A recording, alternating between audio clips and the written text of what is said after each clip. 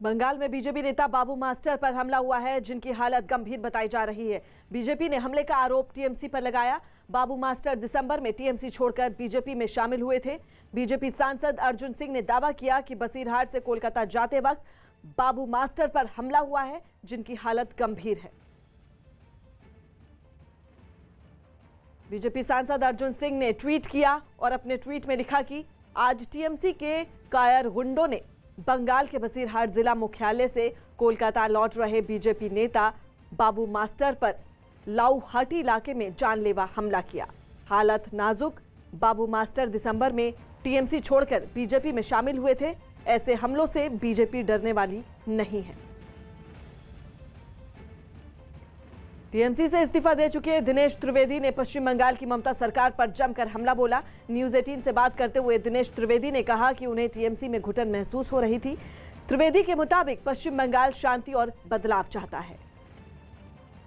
दिनेश त्रिवेदी जी, आपने कल अचानक से इस्तीफा दे दिया, तो ये एक कोई उसी मिनट का थॉट था या काफ़ी समय से आप सोच रहे थे इस बारे में? देखिए, क्या होता है कि कोई चीज़ अचानक नहीं होती। जैसे बारिश, बिजली, ये अचानक नहीं होता है। इसके पीछे एक प्रतिक्रिया होती है। समुद्र का पानी ऊपर जाता है, एक वातावरण बनता है, उसके बाद बारिश आती है, बादल होते हैं, बिजली चमकती।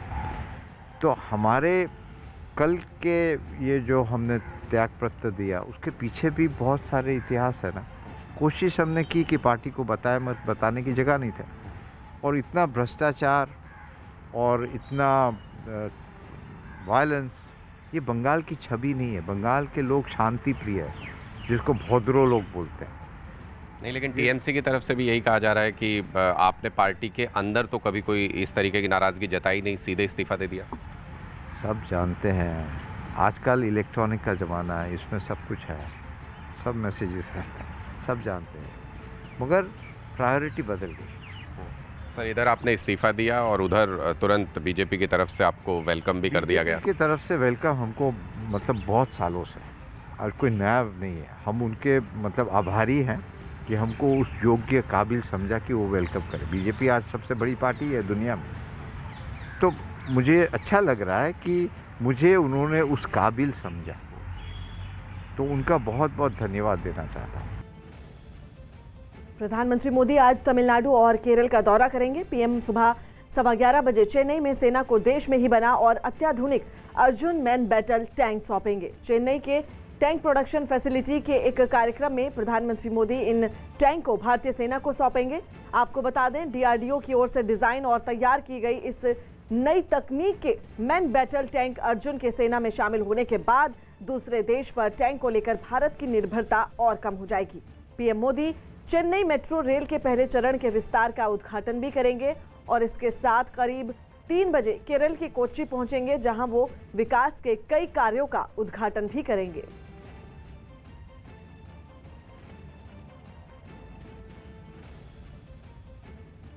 अफगानिस्तान के इस्लाम कला चौराहे पर तेल से भरे टैंकर में धमाका हो गया, जिसकी चपेट में 500 टैंकर आ गए। इस हादसे में 17 लोग झुलस गए। तेल के टैंकरों में धमाका इतना भीषण था कि आग की लपटें कई किलोमीटर दूर से ही दिखाई दे रही थी। आसमान में काला धुआं छा गया। धमाके के बाद वहां भगदड़ मच गई और लोग अपनी जान बचाने के लिए इधर उधर भागने लगे। जिसको जहां जगह मिली वो वहां छिपने की कोशिश करने लगा। तस्वीरें देखकर आप अंदाजा लगा सकते हैं कि आग कितनी भयंकर थी। धमाके के बाद लपटें बहुत दूर तक दिखाई देती रहीं।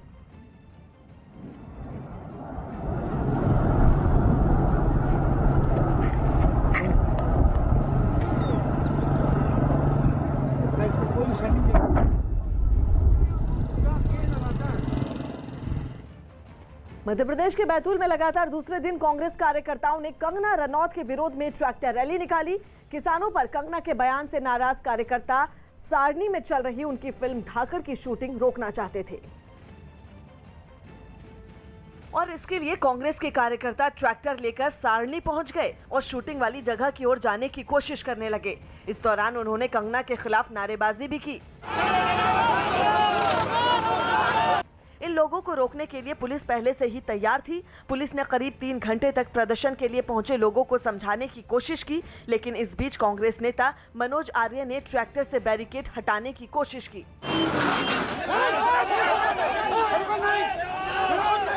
वहीं पुलिस का आरोप है कि भीड़ से अचानक पथराव किया गया, जिससे हालात बेकाबू हो गए, जिसके बाद पुलिस को लाठीचार्ज करना पड़ा। माहौल शांत करवाने के लिए पुलिस ने पानी के बौछार का इस्तेमाल किया। कंगना की शूटिंग रोकने में लगातार दूसरे दिन नाकाम होने के बावजूद कांग्रेस कार्यकर्ताओं का दावा है कि कंगना की माफी तक उनका आंदोलन जारी रहेगा। किसानों को सम्मान दिला के रहेंगे, माफी मंगवा के रहेंगे। हालांकि कांग्रेस के प्रदर्शन से बेपरवाह कंगना और उनकी टीम पुलिस सुरक्षा के बीच लगातार शूटिंग कर रही है। आज पुलवामा हमले की दूसरी बरसी है। पुलवामा हमले की दूसरी बरसी पर जम्मू में सीआरपीएफ की 76 बटालियन ने शहीदों को श्रद्धांजलि दी। आज से 2 साल पहले आतंकियों ने सीआरपीएफ जवानों पर हमला किया था। मुंबई में 1 करोड़ से ज्यादा कीमत की चरस बरामद की गई। कुछ रोज पहले हुई एक गिरफ्तारी के बाद ये पर्दाफाश हुआ। कोलकाता में टीचरों ने वेतन के लिए भूख हड़ताल की। इसके साथ ही टीचरों की 8 और मांगे हैं, जिसे मनवाने के लिए वो प्रदर्शन कर रहे हैं। योगी सरकार ने लॉकडाउन में मामूली गलतियों के लिए हुए केस वापस लेने का फैसला किया, जिसके तहत 2.5 लाख मुकदमे वापस लिए जाएंगे। दिल्ली के गाजीपुर बॉर्डर पर किसानों का समर्थन करने के लिए कांग्रेस नेता उदित राज पहुंचे। दिल्ली के पहाड़गंज में नकली नोट छापने के आरोप में एक शख्स को गिरफ्तार किया गया। इसके पास से प्रिंटर और नकली नोट भी बरामद हुए। हिंसा की जांच करने के लिए दिल्ली पुलिस दीप सिद्धू और इकबाल सिंह को लेकर लाल किले पहुंची, जहां उसने क्राइम सीन रिक्रिएट किया। सीमा पर एनसीबी और बीएसएफ ने एक साझा ऑपरेशन को अंजाम दिया। एक पाकिस्तानी को मार गिराया, जिसके पास से हथियार और 14 किलो हेरोइन बरामद हुई। बिहार के लखीसराय में 3 हथियार तस्करों को गिरफ्तार किया गया। इनके पास से 14 पिस्तौल और 30 मैगजीन बरामद हुई। बिहार के सोनपुर रेलवे स्टेशन के पास पुरानी बिल्डिंग तोड़ने का काम चल रहा था और इसी दौरान एक मजदूर 15 फीट नीचे गड्ढे में गिर गया और उसके ऊपर पूरी तरह से मिट्टी भर गई। मिट्टी के अंदर मजदूर के दबते ही घटनास्थल पर चीख पुकार मच गई और वहां मौजूद कुछ मजदूरों ने मिट्टी में दबे अपने साथी को बचाने की कोशिश तेज कर दी। सबसे पहले उन्होंने गड्ढे के आसपास की जमीन से मिट्टी हटाना शुरू किया। कुदाल की सहायता से एक मजदूर लगातार मिट्टी हटा रहा था, जबकि बाकी इस बात पर नजर रखे हुए थे कि कुदाल से मिट्टी में दबे मजदूर को किसी तरह का नुकसान ना हो। काफी मिट्टी निकालने के बाद मजदूर नजर आया, जो गड्ढे में बुरी तरह से फंसा हुआ था। आखिरकार कड़ी मशक्कत के बाद मजदूर को बाहर निकाला गया। उसकी हालत खतरे से बाहर है। इटली के टूरिन से हैरान करने वाली तस्वीरें सामने आई, जहां एक भीषण सड़क हादसे में 2 दर्जन से ज्यादा गाड़ियां एक दूसरे से टकरा गईं। हादसे में 2 लोगों की मौत हो गई, जबकि दर्जन भर से ज्यादा लोग घायल हो गए।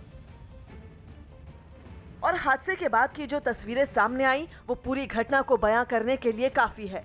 वीडियो में हाईवे पर कई गाड़ियां एक दूसरे पर आड़ी तिरछी चढ़ी दिखाई दी और इनके पार्ट सड़क पर बिखरे नजर पड़े आए। इनमें से कुछ गाड़ियों का तो कचूमर निकल चुका था। हादसा कितना भयंकर रहा होगा, इसका अंदाजा गाड़ियों की हालत को देखकर लगाया जा सकता है। हादसे के बाद से कुछ घंटों के लिए पूरा रास्ता ब्लॉक हो गया। दुर्घटना की खबर मिलते ही पुलिस और दमकल विभाग की टीम मौके पर पहुंच गई और राहत बचाव के काम में जुट गई। बताया गया कि भयानक हादसा बर्फबारी और बारिश से सड़क पर बनी फिसलन की वजह से हुआ। जापान के पूर्वोत्तर इलाके में भूकंप के झटके महसूस किए गए। रिक्टर स्केल पर इसकी तीव्रता 7.1 दर्ज की गई। इस दौरान 10 लोग घायल भी हो गए। जापान से आई कुछ तस्वीरों में भूकंप की दहशत महसूस की गई और एक तस्वीर में तो पूरा ही शहर हिलता नजर आया। वैसे तो इसके झटके पूरे जापान में महसूस किए गए, लेकिन सबसे ज्यादा असर फुकुशिमा और मियामी में रहा, जहां कई घरों को नुकसान हुआ। भूकंप के बाद एक्सप्रेसवे पर कई जगहों पर जमीन धंस गई। 8 लाख से ज्यादा घरों की बिजली गुल हो गई। एहतियातन बुलेट ट्रेनों को भी रोक दिया गया। भूकंप का केंद्र समुद्र में 60 किलोमीटर की गहराई में बताया गया। वैसे तो सुनामी की कोई चेतावनी जारी नहीं की गई, लेकिन लोगों को सावधान रहने को कहा गया है। भूकंप के दौरान की एक तस्वीर में तो एक न्यूज चैनल का एंकर तो स्टूडियो में हेलमेट लगाए बैठा दिखाई दिया, जिससे उसको कोई नुकसान ना पहुंचे। इसी बीच प्रधानमंत्री योशिहिदे सुगा ने भूकंप के बाद अपने ऑफिस में बने क्राइसिस मैनेजमेंट सेंटर पहुंचकर हालात का जायजा लिया। पीएम ने बताया कि फुकुशिमा न्यूक्लियर प्लांट में अब तक कोई असामान्य बात नजर नहीं आई है, उसे किसी तरह का नुकसान नहीं पहुंचा है। योशिहिदे सुगा ने दावा किया कि अब तक किसी बड़े नुकसान की जानकारी नहीं मिली है। दिल्ली के पास ग्रेटर नोएडा से एक डरा देने वाला वीडियो सामने आया, जिसमें यमुना एक्सप्रेसवे पर कोहरे की वजह से कई गाड़ियां आपस में टकरा गईं। इस हादसे में कई लोग घायल हो गए। क्योंकि ये हादसा इतना भीषण था कि कई गाड़ियों के परखच्चे उड़ गए। वहां से घटना के बाद की कुछ तस्वीरें सामने आई, जिसमें एक तस्वीर में 3 गाड़ियां बुरी तरह से टकराई हुई दिखी। इतना ही नहीं, हादसे के शिकार कुछ गाड़ियों का अगला हिस्सा टूट गया तो कुछ गाड़ियों का पिछला हिस्सा। एक कार तो बुरी तरह से टूट फूट गई। जानकारी मिलते ही हादसे के शिकार गाड़ियों को एक्सप्रेसवे से हटाने का काम शुरू कर दिया गया। खौफ से भर देने वाली हादसे की कुछ ऐसी ही तस्वीरें मथुरा से भी आई। वहां भी यमुना एक्सप्रेसवे पर बने टोल प्लाजा के पास हुई दुर्घटना के बाद चीख पुकार मच गई। इस हादसे में जख्मी हुए कई लोग हाईवे के किनारे कराहते दिखाई दिए, जबकि कुछ लोग उन्हें अस्पताल पहुंचाने की कोशिश कर रहे थे। बताया गया कि सुबह के वक्त कोहरे की वजह से विजिबिलिटी काफी कम थी और रफ्तार ज्यादा थी। इसी वजह से यात्रियों से भरी एक गाड़ी भी इसकी चपेट में आ गई। म्यांमार में तख्ता पलट के विरोध में जारी प्रदर्शन को वकीलों का भी समर्थन मिल गया है। म्यांमार के कई हिस्सों में लोकतंत्र को बचाने के लिए हजारों लोग सड़कों पर उतर आए हैं, जिसकी एक बानगी मैंडले शहर में भी दिखाई पड़ी। वहां तख्ता पलट के विरोध में वकीलों ने मोर्चा संभाला और एक जुलूस की शक्ल में सड़कों पर निकल पड़े। सामने आई एक तस्वीर में बैनर और पोस्टर लिए सैकड़ों लोगों ने सैन्य शासन का विरोध किया। वहां लोगों के जमा होने पर पाबंदी लगा दी गई, लेकिन लोगों का गुस्सा सारी रुकावटों पर भारी पड़ा। बिना डरे ये लोग सेना के जवानों के सामने भी डट गए और चुनी हुई सरकार को सत्ता से बेदखल करने के खिलाफ नारेबाजी की। कमोबेश यही हाल यंगॉन शहर में भी नजर आया। यहाँ सैकड़ों लोग अमेरिकी दूतावास के सामने जमा हो गए और सैन्य शासन के खिलाफ उनकी लड़ाई में मदद की गुहार लगाई। तख्ता पलट का विरोध करने के लिए कुछ लोग पैदल चल दिए तो कुछ मोटरसाइकिलों और गाड़ियों पर बैठकर वहां पहुंचे। प्रदर्शन में शामिल कुछ लोगों ने पोस्टरों पर 3 उंगलियां दिखाकर आंदोलन को सलामी दी। ये सलामी वहां सैन्य शासन के खिलाफ विरोध का प्रतीक बन गया। मध्य प्रदेश के बुरहानपुर में प्रशासन ने अवैध रेस्टोरेंट को बुलडोजर चलाकर ध्वस्त कर दिया। पूरे राज्य में मुख्यमंत्री शिवराज सिंह चौहान के निर्देश पर हिस्ट्री शीटरों, तस्करों और भूमि माफिया के अवैध ठिकानों को ध्वस्त करने की कार्रवाई जारी है। और इसी कड़ी में बुरहानपुर में प्रशासन की टीम ने इंदौर इच्छापुर हाईवे पर मौजूद होटल शबनूर पैलेस नाम के अवैध रेस्टोरेंट पर बुलडोजर चलाकर जमींदोज कर दिया। इमारत इतनी मजबूत थी कि उसे गिराने के लिए खुदाई करने वाली दोनों मशीनों को काफी मशक्कत करनी पड़ी। आरोप है कि कलीम पहलवान नाम के एक पूर्व पार्षद ने इस इमारत को सरकारी जमीन पर बनवाया था। कलीम पहलवान के द्वारा ग्राम पंचायत की बिना अनुमति के होटल का निर्माण किया गया है। प्रशासन की इस कार्रवाई की वजह से वहां लोगों की भीड़ जमा हो गई, जिसे देखते हुए वहां पुलिस के जवानों को तैनात कर दिया गया। राजस्थान के रूपनगढ़ में राहुल गांधी की किसान रैली के दौरान सचिन पायलट के समर्थकों ने जमकर हंगामा किया। इन लोगों ने कांग्रेस और मुख्यमंत्री अशोक गहलोत पर सचिन पायलट की अनदेखी का आरोप लगाया। और जैसे ही राहुल गांधी की सभा खत्म हुई, सचिन समर्थकों का गुस्सा फूट पड़ा। हंगामा कर रहे लोगों ने आरोप लगाया कि जानबूझकर सचिन पायलट को किसान रैली से अलग थलग रखा जा रहा है। आज सचिन पायलट को मंच पे जगह नहीं दी है, ये आने वाले चुनाव में हम बताएंगे। इससे पहले राहुल गांधी सभा वाली जगह तक खुद ट्रैक्टर चलाकर पहुंचे। इसके बाद जब वो मंच पर पहुंचे तो उनके साथ अशोक गहलोत नजर आए। यही नहीं, रैली में राहुल गांधी के अलावा अशोक गहलोत ने लोगों को संबोधित किया, लेकिन पायलट को बोलने का मौका तक नहीं मिला। रोहतक हत्याकांड का आरोपी पकड़ा गया। हरियाणा के रोहतक में कॉलेज के अंदर 5 लोगों की हत्या करने वाले सुखवेंद्र सिंह को गिरफ्तार कर लिया गया। आरोपी को दिल्ली पुलिस की मदद से समयपुर बादली से पकड़ा गया। हरियाणा के सीएम मनोहर लाल खट्टर ने राज्य में पार्टी के कुछ मुद्दों पर अमित शाह से मुलाकात की। पार्टी के कुछ इशूज थे, उनके बारे में बातचीत करने गया था। काफी अच्छी बातचीत हुई है। सूरत में राम मंदिर के लिए अभियान पर 48 फीट लंबा राम सेतु केक बनाया गया, जिसमें राम के आदर्शों को दर्शाया गया। छत्तीसगढ़ में कल से स्कूल, कॉलेज और यूनिवर्सिटी को खोल दिया जाएगा। कैबिनेट बैठक में इस पर फैसला लिया गया, लेकिन कोरोना नियमों का पहले के जैसे ही पालन किया जाएगा। ग्वालियर में 3 लाख के नकली नोटों के साथ एक आदमी को गिरफ्तार किया गया। गोवा में कार्निवल फेस्टिवल की शुरुआत हो गई, जिसमें पहले दिन हजारों लोगों ने हिस्सा लिया। पीएम मोदी ने लोकसभा में दिए गृह मंत्री अमित शाह के भाषण की तारीफ की। कल उन्होंने जम्मू कश्मीर के लिए रोड मैप के बारे में सदन को बताया था। मध्य प्रदेश के मंडला जिले में पुलिस ने 2 नक्सलियों को मार गिराया। दोनों पर 14-14 लाख का इनाम घोषित था। मध्य प्रदेश के शिवपुरी में नसबंदी शिविर के दौरान लापरवाही का मामला सामने आया। वहां 35 महिलाओं को जमीन पर ही लिटा दिया गया। मध्य प्रदेश के मंडला में पुलिस और नक्सलियों के बीच जमकर मुठभेड़ हुई। इस मुठभेड़ में 2 खूंखार नक्सलियों को मार गिराया गया। इन दोनों नक्सलियों पर सरकार ने 14-14 लाख रुपए का इनाम रखा था। और इनकी लंबे समय से पुलिस को तलाश थी। हालांकि कुछ नक्सली इस कार्रवाई में बच निकले, जिन्हें ढूंढने के लिए पुलिस के जवानों ने सर्च ऑपरेशन चलाया।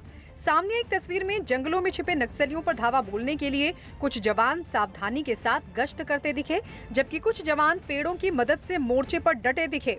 नक्सलियों की तलाश में डॉग स्क्वाड को भी लगाया गया। 5 से 7 भी की सूचना है और जिसमें 2 मारे गए हैं, तो उनकी संख्या में कमी आई है। उनकी भी खोजबीन लगातार जारी है। पुलिस ने मुठभेड़ वाली जगह से कुछ हथियार भी बरामद किए। उत्तराखंड के चमोली जिले में ग्लेशियर फटने से आई तबाही के बाद 7 दिन हो चुके हैं। चमोली के रैणी गांव में सर्च ऑपरेशन पूरे जोर से चल रहा है। बीआरओ के जांबाज जवान जिंदगी को फिर से रफ्तार देने के लिए आपदा में बह गए पुलों को बनाने में जुटे हैं। गाद और मलबे से भरी तपोवन सुरंग में फंसे लोगों तक पहुंचने के लिए सुरक्षा बल मौत को मात देने की जंग लड़ रहे हैं। उम्मीदों का दामन अब भी लोगों ने थामा हुआ है। सैलाब की तबाही थम गई। जिंदगियों को बचाने और गुमशुदा हो चुकी जिंदगियों की तलाश में जमीन से लेकर आसमान तक को खंगाला जा रहा है। इसी बीच न्यूज़ 18 की टीम उन तमाम जगहों पर पहुंची जहां राहत और बचाव का काम चल रहा है।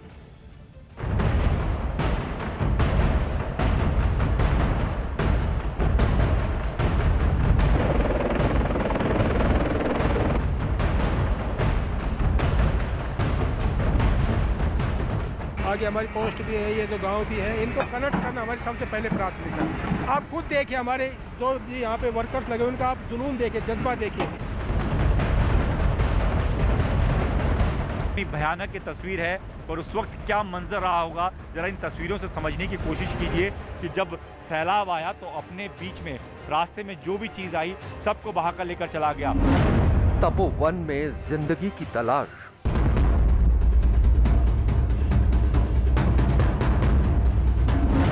कुदरत के कहर के गहरे निशान। यहाँ पर किस तरीके से तबाही हुई। यहाँ पर एक पुल हुआ करता था, उस पुल की जो ओवरहेड केबल है वो अभी भी नजर आ रही है, लेकिन पुल पूरा का पूरा बह चुका है।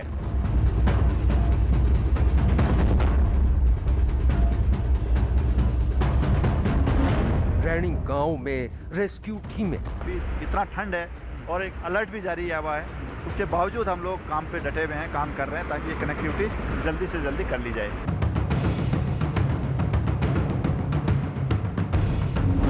तैयार हो रहे आस के पुल। ब्रिज बनाने का काम बीआरओ कर रही है, वो काम बहुत तेजी से हो रहा है। आप देखिए तमाम जो वर्कर्स हैं वो लगे हुए हैं और दिन रात काम किया जा रहा है ताकि जल्द से जल्द उन गाँवों को जोड़ा जा सके।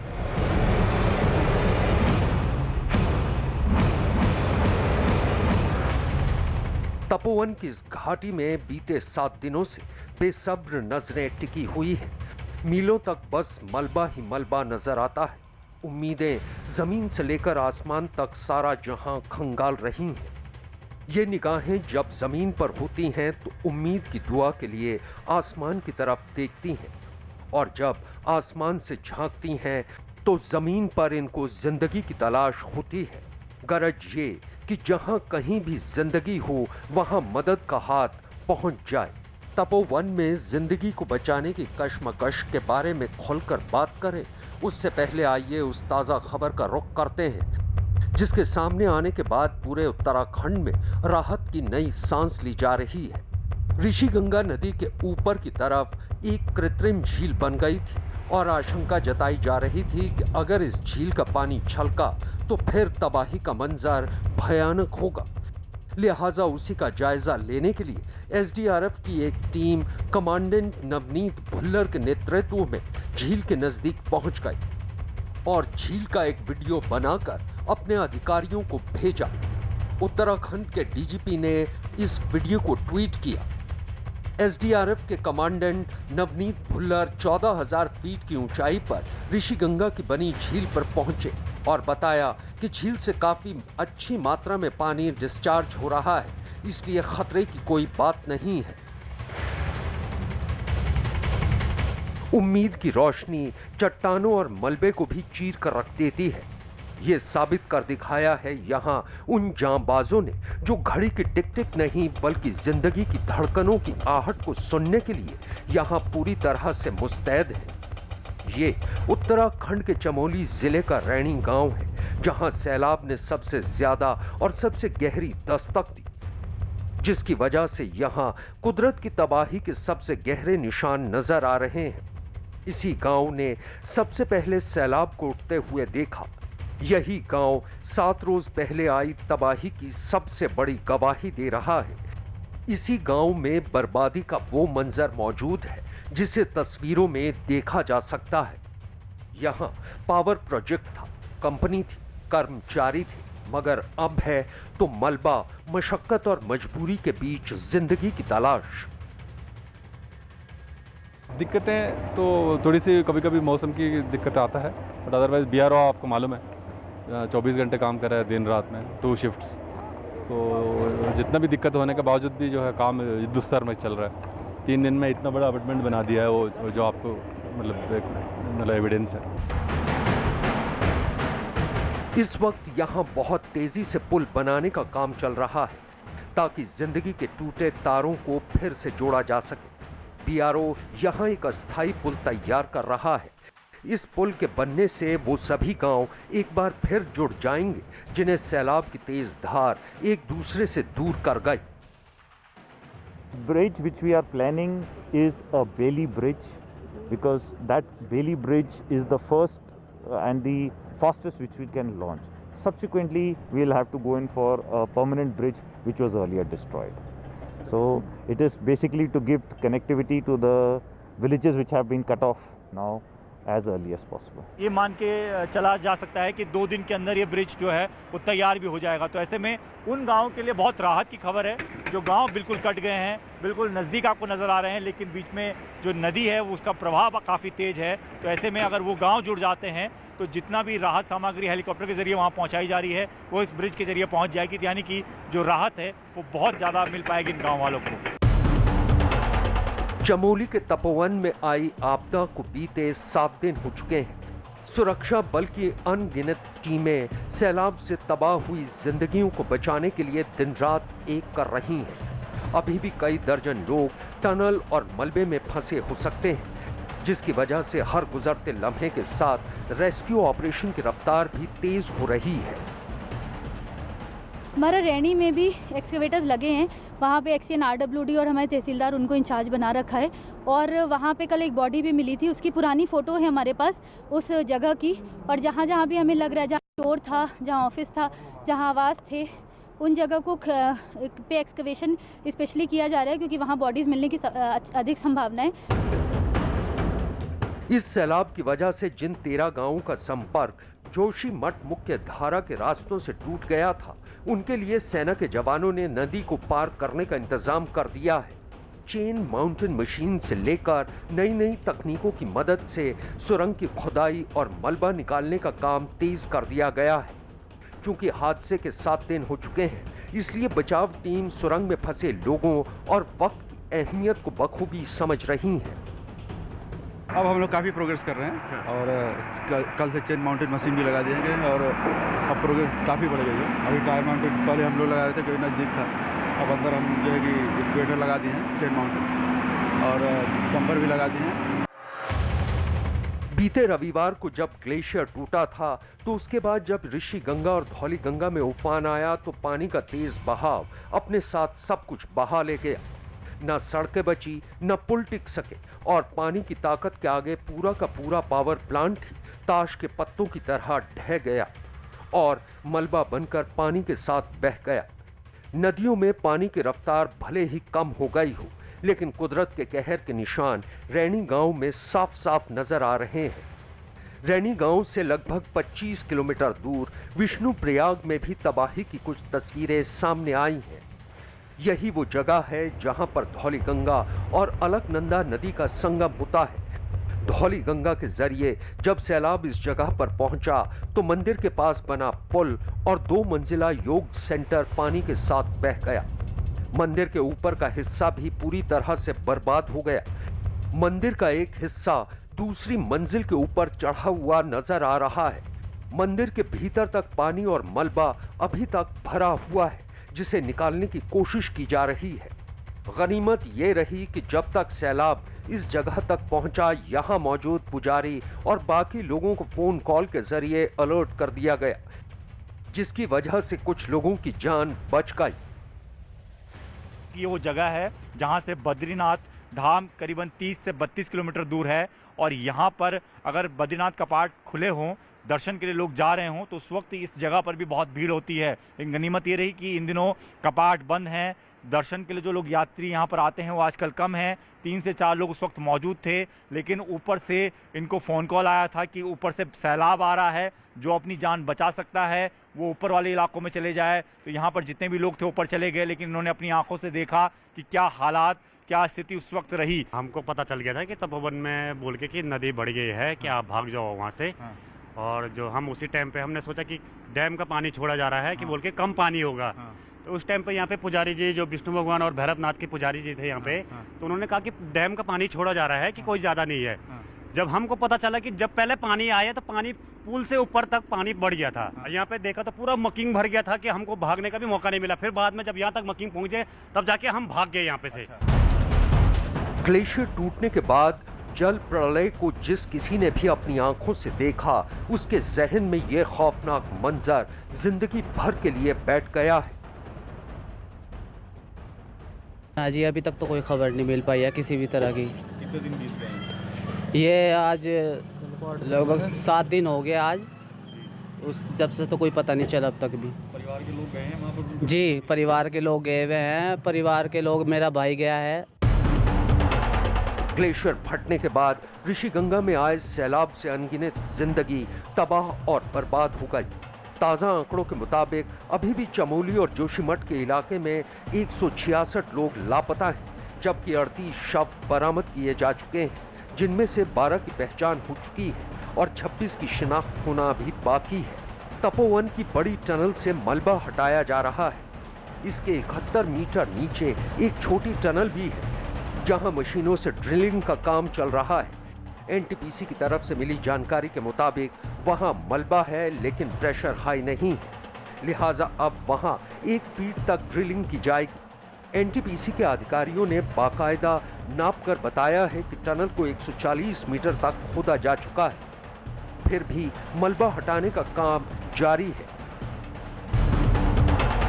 तपोवन में हर गुजरते लम्हे में जिंदगी का तराना गाते हुए ये जांबाज सुरंग में फंसे लोगों को बचाने की जंग लड़ रहे हैं। मेरा कर्म यही, मेरा धर्म यही, ये जान भी हमने वारी है। चाहे कोई भी विपदा हो, मेरी मातृभूमि